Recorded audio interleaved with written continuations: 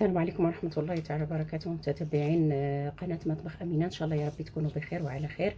اليوم بإذن الله غادي نديروا الحريرة المغربية، طلبا على من بعض الأخوات، طبعا ماشي مغربيات، طالبين طريقة ديال الحريرة. اليوم غادي نديروا الحريرة.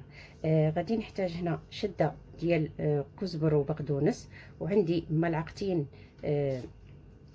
كرفس، هنا ملعقتين كرفس، وعندي شده ديال الكزبر وشده ديال البقدونس مفرومين ناعم، عندي بصله مفرومه ناعم، عندي هنا 5 الحبات ديال الطماطم مطحونين، عندي 400 غرام ديال الحمص، انا حمص جاهز، هذا جاهز ديال معلب 400 غرام، عندي 250 غرام ديال العدس كان منقوع في الماء تقريبا 1 ساعه، عندي هنا هذه كتبقى اختياري، هذا سمن بلدي، انا كنحط سمن بلدي بدل الزيت، اللي ما عندوش سمن بلدي طبعا يحط الزيت.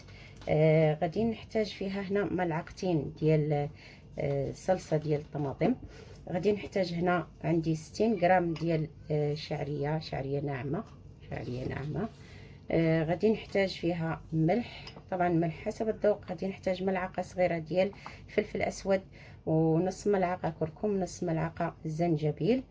هادو هما المقادير اللي غادي نحتاج. غادي نبدا بسم الله. هنا غنبدا بسم الله، غادي نحط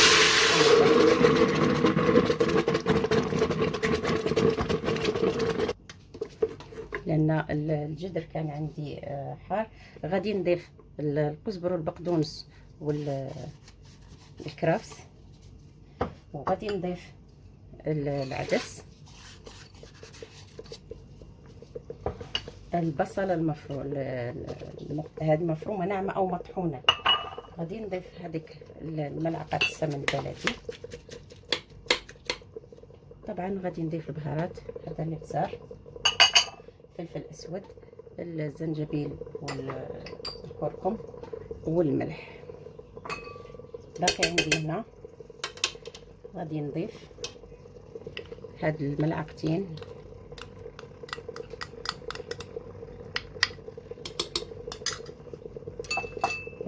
ديال صلصه الطماطم او معجون الطماطم.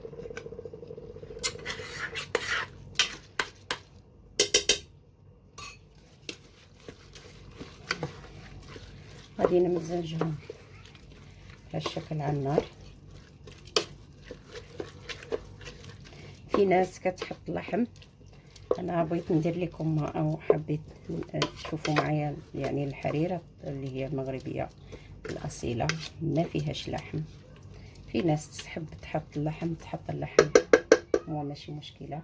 هنا المقادير اللي غادي تبقى عندي هو الحمص، لان الحمص جاهز غادي نحطه في الاخير، وغادي تبقى عندي الشعريه لما تستوي المقادير هذه. الحين غادي نخليهم نحمرهم شويه على النار، ومن بعد غادي نضيفوا عليهم الماء طبعا غادي نضيفوا الماء مغلي ونخليوهم يطيبوا، ومن بعد غادي نشوفوا نكملوا الطريقه مع بعض. انا غادي نخلي عليها شويه تغلى وعاد نرجعوا باش نحطوا عليها الماء. ها الحين الماء خليناها كتغلي تقريبا واحد 10 ديال الدقائق.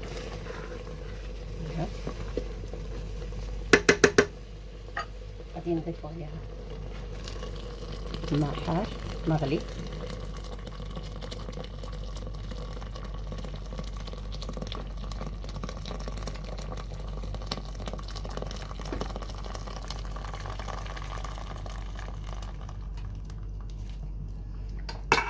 غادي نسكروا عليها نخليوها تطيب تقريبا نص ساعه ان شاء الله، ونرجعوا باش نكملوا الباقي.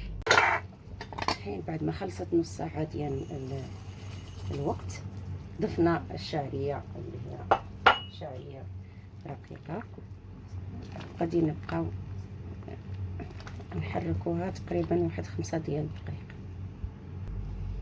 من بعد 5 ديال الدقائق باش حطيت الشعريه، هنا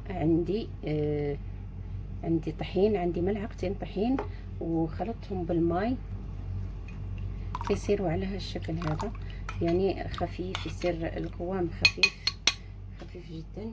غادي نضيفه على الحريره ديالتي، وهنا ضروري نبقى نحرك الخليط باش ما تعجنش لي الحرير ديالي.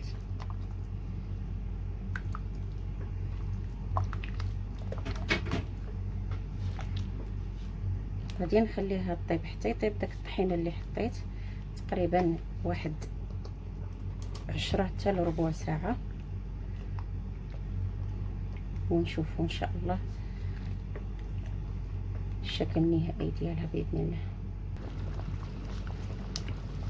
من بعد 10 ديال الدقائق ضفت الحمص اللي عندي، لان الحمص جاهز.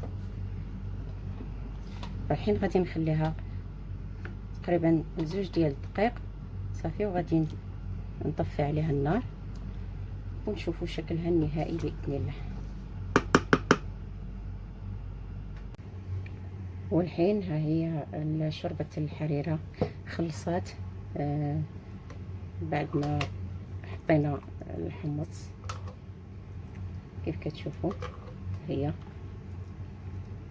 سهله، ما كتاخذش الوقت يعني بزاف. هذه تقريبا لان الحمص جاهز وما حطيناش فيها اللحم، يعني ما تاخذش وقت، يعني تقريبا خلال 45 دقيقه كانت الحريره عندنا جاهزه.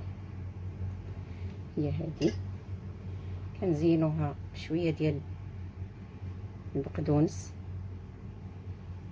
فيها بقدونس فريش، وكنقدموها مع تمر. وبصحه وراحه، الف هنا عليكم. كنتمنى ان شاء الله نال الاعجاب ديالكم، وهي بناء على طلبكم انا درتها. طبعا كاين عندي اخوات ماشي مغربيات طلبوها مني. هذه هي الحريره، وبصحه وراحه.